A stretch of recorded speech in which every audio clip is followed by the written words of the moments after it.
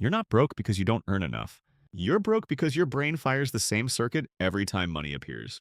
Check balance, wince, pay rent, pay bills, buy the thing, hope something's left. That sequence? Your brain has run it thousands of times. It's not a budgeting problem, it's a wiring problem. Your default mode network, the autopilot running your financial life, has memorized the exact order of every transaction.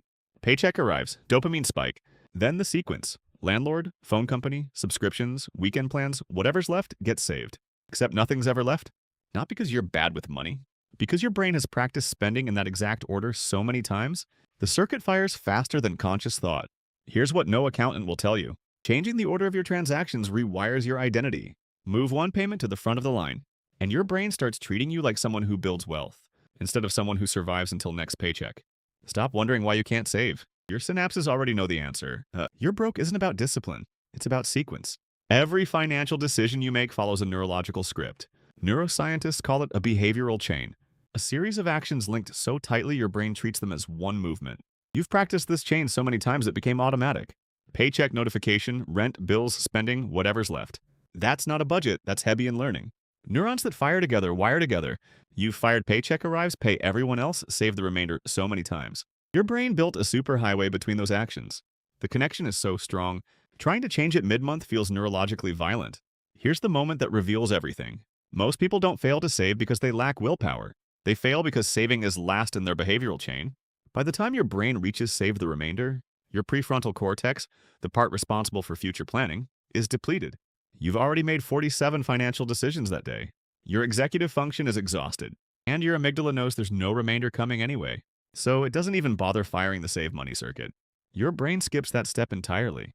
Not because you're lazy, because neural circuits require energy, and your brain won't waste glucose on a behavior that never gets reinforced. You've taught your nervous system, saving is what I do if there's money left. Your brain learned the lesson, there's never money left. Picture this. It's the first paycheck hits at 9 a.m. You're still in bed, phone buzzes, you check the balance. Brief dopamine pop, money exists. Then the dread arrives. Because your brain already knows the sequence. Rent auto-withdraws tomorrow, phone bill is Thursday. Subscriptions drip out all week. You mentally subtract everything before you even open your eyes. You think, okay, after rent, I'll have 1,800. After bills, sin 400, I need groceries, gas, that dinner Friday. You do the math. You'll have maybe $200 by the 15th. You tell yourself you'll save that $200. You never save the $200. Here's why. By the 10th, your checking account shows $1,100. You're at Target. You need laundry detergent. You see a jacket on clearance, $48. You hesitate. Then your brain runs a calculation. I have $100 right now. I'll have more next paycheck. This is 4% of my balance. That's fine. You buy the jacket. You're not being reckless. You're being neurologically consistent. Your brain has learned spending happens in the middle. Saving happens at the end if anything's left.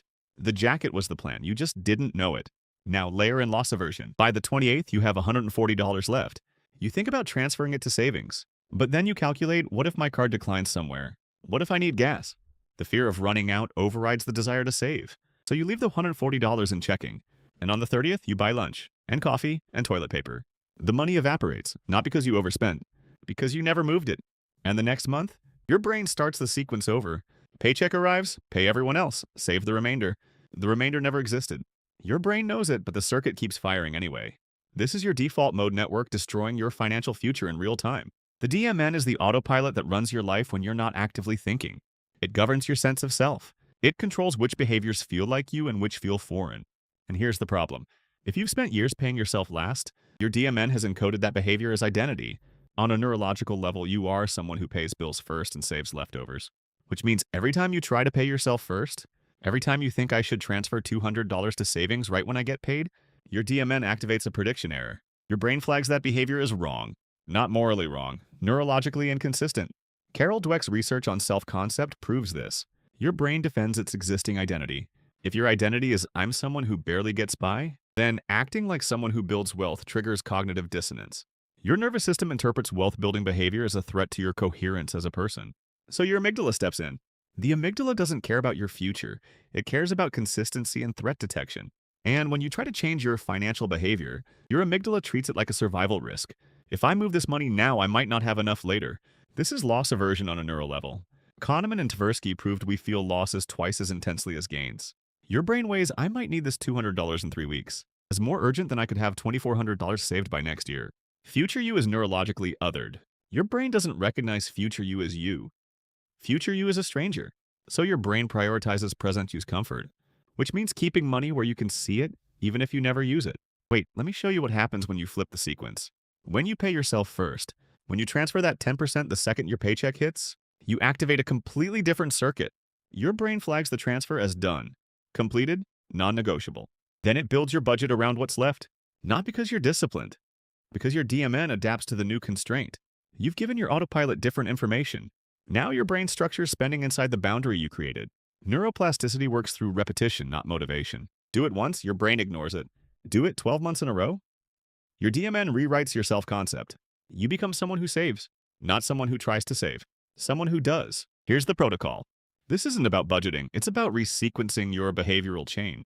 So your brain treats saving as completed behavior, not aspirational behavior. Step 1, the sequence flip. Set up an automatic transfer for 10% of every paycheck. It moves to a separate savings account the same day you get paid. Not the next day, not when you have a chance to look at bills. The same day. Name the savings account something identity-affirming. Not emergency fund, that's fear-based. Name it Wealth Builder or Future your name. Every time you see that account name, you're priming your DMN to recognize saving as who you are, not what you do when you have extra.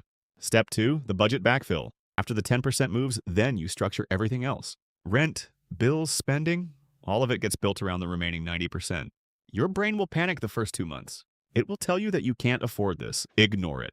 That panic is a prediction error. Your amygdala freaking out because the sequence changed. By month 3, your DMN adapts. You'll stop noticing the 10% is gone. Your autopilot will have restructured your spending to fit the new constraint. This is neuroplasticity in action. Step 3, the debt purge. If you're carrying credit card debt, your brain is practicing financial stress every single day. Every time you check your balance and see red, you're reinforcing the identity, I'm behind. Stop using credit for anything you can't pay off in 30 days. If you can't buy it in cash, you can't afford it neurologically. Credit card companies profit when you're bad with money. The average interest rate is 22%. That's not a tool, that's a trap. Create a debt snowball list. Pay minimums on everything except your smallest debt. Attack that one with everything extra you can scrape. When it's gone, your brain gets a dopamine hit. Progress, completion, then roll that payment into the next debt. You're not just reducing debt. You're rewiring your reward circuitry to associate financial behavior with winning, not dread. Step 4, the stockpile protocol. Your goal, 3 to 6 months of expenses saved. Not for investment, not for opportunity, for buffer. This does something profound to your nervous system. When you know you have a cushion, your amygdala stops firing fear every time you spend. You're not operating from scarcity, you're operating from stability. Build this stockpile with that automatic 10%. Once you hit your 3 to 6 month target, then you redirect the savings toward investments, but not before. The psychological shift from I'm one emergency away from broke to I'm covered is worth more than any ROI. Step 5, the income ceiling break. Saving has a cap. You can't save 100% of your income, but earning has no ceiling. This is where most people stall. They optimize expenses, then wonder why wealth building feels slow, because they're only working one side of the equation. Your brain needs to practice making more money, the same way it practiced spending. Start small, sell something you don't use. Freelance one weekend project. The goal isn't the dollar amount. The goal is firing the I can generate income circuit. Every time you make $1 outside your paycheck, you're teaching your DMN, I am someone who creates wealth. That identity shift changes everything. Step 6, the quarterly audit. Every 90 days, sit down with your accounts. Not your budget app, your actual account balances. Write them down by hand. This is exposure therapy for financial avoidance. Most people in financial stress avoid looking at their numbers because seeing them triggers shame. But avoidance reinforces the fear. Exposure rewires it. After 6 quarterly audits, checking your accounts will feel neutral. Not exciting, not terrifying, neutral. That's the goal. Let me paint you a picture. It's 6 months from now. You wake up. Same apartment, same job, same morning routine. But this time, when you check your bank account, there's no dread. Not because you hit the lottery, because you hit the protocol. Your savings account has a number you've never seen before. Not huge, but real, growing, automatic. You didn't white-knuckle your way here. You didn't rely on motivation. You changed the sequence, and your brain adapted. Now the circuit fires differently. Paycheck arrives, 10% moves, then everything else. That's not discipline, that's neuroplasticity. Subscribing to this channel is an identity declaration.